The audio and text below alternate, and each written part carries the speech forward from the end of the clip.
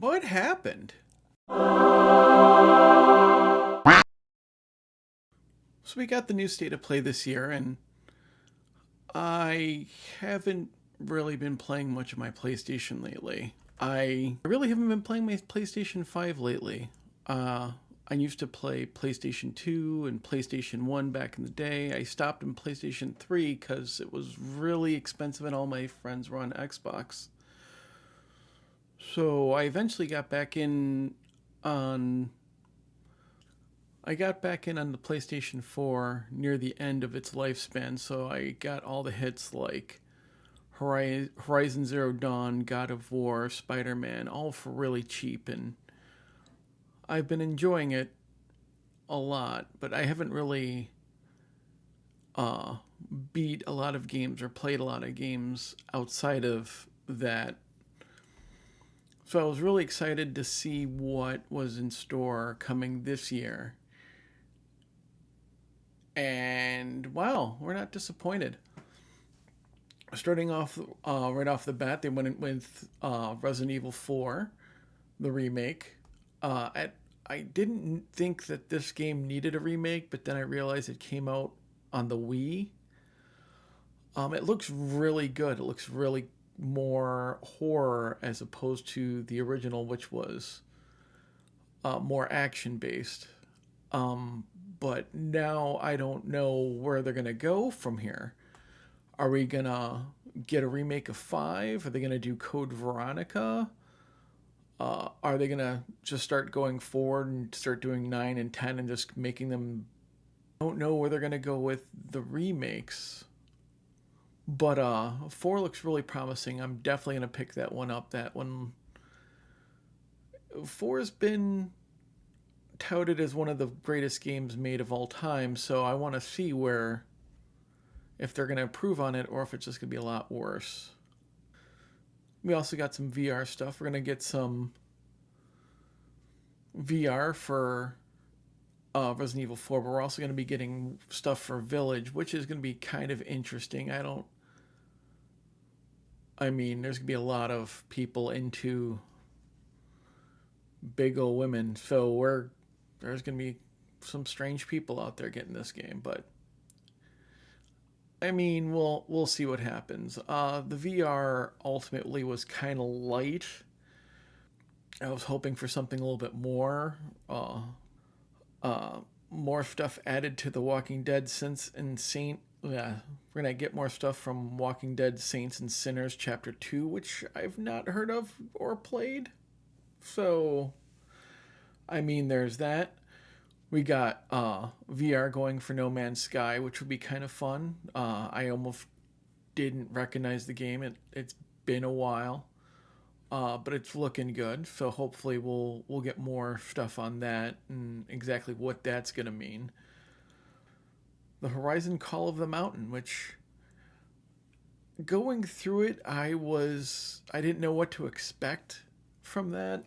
I thought we were gonna get like another climbing simulator. Like there are VR games where all you do is just climbing. And not that that's a bad thing, but I was a bit disappointed until I saw the bow. And there's actually going to be fights. You're going to be going after some of the different creatures and stuff. So hopefully the story's not going to let us all down on this one. I don't expect it to be a very long game, uh, but I think they're just going to be backing it up with big graphical power, and it'll be a pretty impressive presentation, I hope. Uh, then we got news that Spider Man's going to be going to PC, which isn't too much of a surprise. Sony's been trying to push more of their stuff on there. I I don't think they've announced Returnal yet, but I'm expecting that to be shortly if it hasn't been done already. They want to really milk everything that they've got now that they can't get anything out of PlayStation users. I don't blame them because like I said, I came in at the end and I got everything for really cheap where they could just turn around and charge PC users full price. we also got a first look at Stray, the kitty cat game, which I've been curious about. I don't own a cat per se. I have two dogs, but it looked interesting. It looked pretty cool. It was just a cat with going around with robots that are apparently we don't know what's happened to mankind at this point. And yeah, we know near nothing still about this game, so we'll have to see how this one goes out. I'll probably check it out. And oh, we got to see Dead Space 4, I mean the Callisto Protocol, which is, oh my god, it's so exciting looking. It just looks so brutal. It's made by the same people who did Dead Space, and it pretty shows. It's pretty gory. I'm gonna be getting this one day one. I think it just it even has like the energy bar on the back of his head, so it's like they're not even trying to hide that this is like just the spiritual successor for Dead Space. And yeah, I'm for that. uh Roller Dome, which I'm not quite sure what to make out of that. It's like part Tony Hawk Pro Skater, part Tomb Raider, or it's definitely different. I really do like the art style of it. It seems really interesting. I want to know a little bit more about it. It's definitely something different. I always do like trying these games that are just a little bit on the nose of being not following the norm or not being a cookie cutter kind of thing. First look at Street Fighter 6, and thank you for changing the logo. It looks a little bit better. Everything looks a little bit tighter. It's got like an interesting street flair kind of style to it. I'm not really sure what's going on in the first part of the trailer. It looks like there's like some sort of adventure or platforming aspect to it. Um, the character models seem kind of weird. I'm not sure how I feel about Chun Li, but it's another Street Fighter, and this one's going all platforms. So apparently Capcom's doing pretty well for itself. There was a leak on 4chan that there's going to be about 24 characters, I think.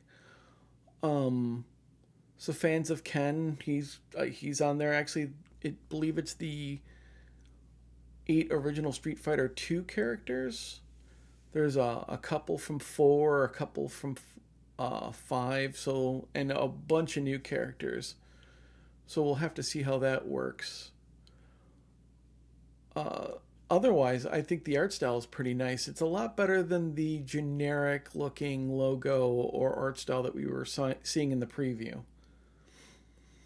I do like that the characters that came out in 2 back in the 80s, 90s are looking like they're getting older. But I mean, the roster now it's getting way big when you consider all the characters that they've ever had. Where I don't think we'll ever feel like an ultimate Street Fighter where they have every character that they've put in. And then we had our nice little indies. Uh, Tunic is coming. I've played Tunic a bit on the Xbox. It's really fun. It's just Fox Legend of Zelda. The only thing I have against Tunic is the music is just kind of too, I want to say, soft. It doesn't like get you in the mood to like adventure or really go forward and you're on a quest or an adventure. It kind of want to lulls you to sleep, but it's a it deserves to be seen by a broader audience. We also saw Seasons, a Letter to the Future, which is a very It looks like it's a very beautiful and thoughtful game. I'm not sure exactly what we'll be doing. It sounds like we'll be going to places, taking pictures, taking notes. Um, and it's more of like an experience kind of game. The art style I really liked, but I'll have to see what this one's like. I normally go with those kind of moody indie kind of titles because they're like a nice palate cleanser between more harder games. But this one looked pretty good.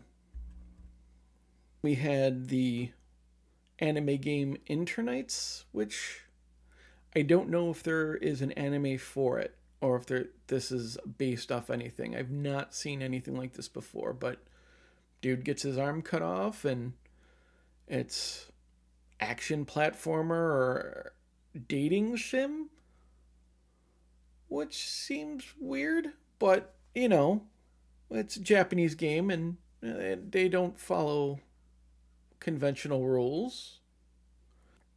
Look good. Can't really tell you anything about it, but we'll see when we get more information on that one. And then, if that wasn't enough, we finally got our first look at Final Fantasy 16. I'm not sure about it.